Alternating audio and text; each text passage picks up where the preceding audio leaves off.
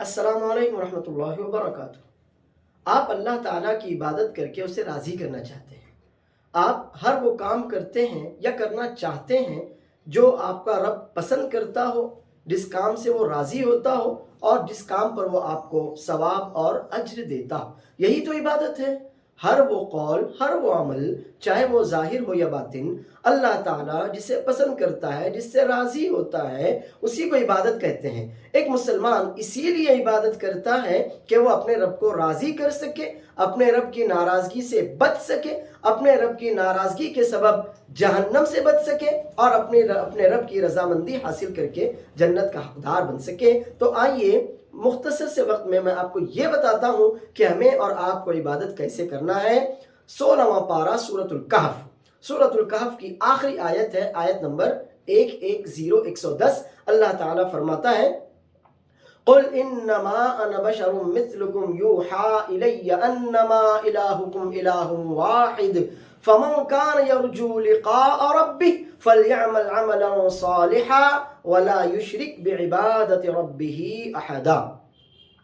अल्लाह अज़्ज़ व जल ने अपने नबी सल्लल्लाहु अलैहि वसल्लम को मुखातब करके हुक्म दिया कि आप बता दीजिए, आप कह दीजिए कि बेशक मैं तुम्हारी ही तरह एक इंसान हूँ। हाँ, बस जो खुसूसियत और इम्तियाज़ मुझे हासिल है वो ये है कि अल्लाह अज़्ज़ व जल ने मुझे नबूवत और रिसालत के लिए चुन लिया, लिहाजा मेरी तरफ अल्लाह अज़्ज़ व जल की जानिब से वही की जाती है।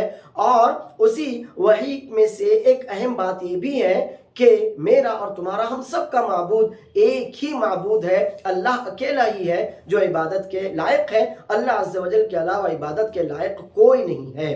अब जो शख्स भी अल्लाह अज़्ज़ व जल से मुलाकात की उम्मीद रखता हो, यानी अल्लाह ताला पर और क़यामत के दिन पर ईमान और यकीन रखता हो, उसे चाहिए कि वो नेक आमाल करे, यानी जो भी आमाल करे, जो भी इबादत करे, जो काम भी इबादत समझकर अल्लाह की रज़ा के लिए करे, वो रसूलुल्लाह सल्लल्लाहु अलैहि वसल्लम की सुन्नत के मुवाफ़िक़ हो और वो अपने रब की इबादत में किसी को शरीक ना करे। यानी उसके अमल के कबूल होने के लिए दो शर्तें हैं। एक तो ये कि उसका अमल खालिस अल्लाह के लिए हो, खुलूस नीयत से सिर्फ अल्लाह अज़्ज़ व जल के लिए किया गया हो, अल्लाह के अलावा उसके उस अमल में किसी और का कोई ज़ाहिरी या बातिनी छुपा हुआ या खुला हुआ हिस्सा ना हो। और दूसरी शर्त यह है कि वो अमल अल्लाह के नबी सल्लल्लाहु अलैहि वसल्लम की सुन्नत के मुताबिक हो।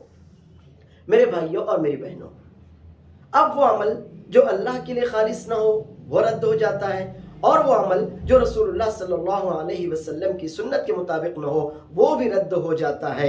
अब हम और आप ये सोचें कि हम शब मेराज जिस रात को मानते हैं, अव्वलन क्या वाकई वही रात है? हालांकि इसमें मुफस्सिरीन का और सीरत निगारों का बड़ा इख्तिलाफ है।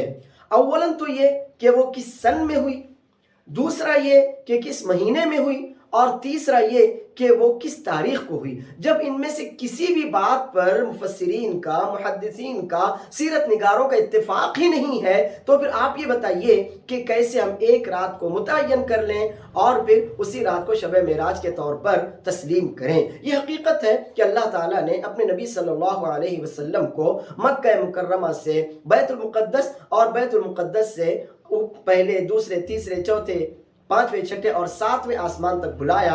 अल्लाह अज़्ज़ व जल ने नबी सल्लल्लाहु अलैहि वसल्लम को बहुत से तोहफे भी दिए। इसरा और मेराज के इस वाक़े पर हम दिलो जान से ईमान रखते हैं कि वाकई हकीकतन नबी सल्लल्लाहु अलैहि वसल्लम को मेराज हुई, हम ईमान रखते हैं। लेकिन ये कि किस सन में हुई, किस महीने में हुई और किस तारीख को या किस रात में हुई, अल्लाह अज़्ज़ व जल ने एक ख़ास मसलहत और हिकमत के तहत इन बातों को हमसे छुपा लिया ताकि लोग इबादत करें, इबादत में बिदात ना करें। तो अब आप सोचिए कि जब अल्लाह ने ये बात हमें नहीं बताई कि वो कौन सी रात थी, तो अब हम एक रात को ख़ास करें और फिर उसमें इबादत भी करें, तो ये बिल्कुल भी मुनासिब नहीं है, ये बिदात है। और दूसरी बात ये कि अगर मालूम भी हो जाए कि वो कौन सी रात थी, तो देखना ये है कि क्या उस रात को नबी सल्लल्लाहु अलैहि वसल्लम ने इबादत की, क्या सहाबाए किराम ने इबादत की? अगर नहीं की तो फिर हम कैसे इबादत कर सकते हैं? सहाबाए किराम के लिए जो दीन था वही हमारे लिए दीन है, वो काम जो उनके लिए इबादत था वही काम हमारे लिए इबादत है। अब क्या सहाबाए किराम ने जानबूझकर इस रात को इबादत नहीं की? تو پھر یہ ان پر اتہام ہے، الزام ہے۔ اور اگر جانتے تھے لیکن عبادت نہیں کی تو پھر ہمارے لیے بھی صحابہ کرام کی اتباع میں ہی خیر ہے۔ لہٰذا میں اپنے ان تمام بھائیوں اور بہنوں سے یہ کہنا چاہوں گا جو شب معراج کسی مخصوص رات کو مانتے ہیں اور پھر اس مخصوص رات کو مخصوص عبادتیں کرتے ہیں، وہ یہ جان لیں کہ اولا اس رات کی کوئی تعین اور تخصیص نبی صلی اللہ علیہ وسلم سے ثابت نہیں ہے، اور دوسری یہ بات کہ اس رات میں کسی بھی طرح کی کوئی مخصوص عبادت رسول اللہ صلی اللہ علیہ وسلم اور صحابہ کرام سے ثابت نہیں ہے۔ لہٰذا ہم اللہ کی عبادت تو کریں لیکن کوئی بھی وہ کام نہ کریں جو رسول اللہ صلی اللہ علیہ وسلم کی سنت کے مطابق نہ ہو، صحابہ کرام رضی اللہ عنہم کے منہج کے مطابق نہ ہو۔ اللہ عز و جل ہماری عبادتوں میں اخلاص پیدا کرے اور ہمیں نبی صلی اللہ علیہ وسلم کی سنت پر صحابہ کرام رضی اللہ عنہم کے منہج کے مطابق عمل کرنے کی توفیق دے، آمین۔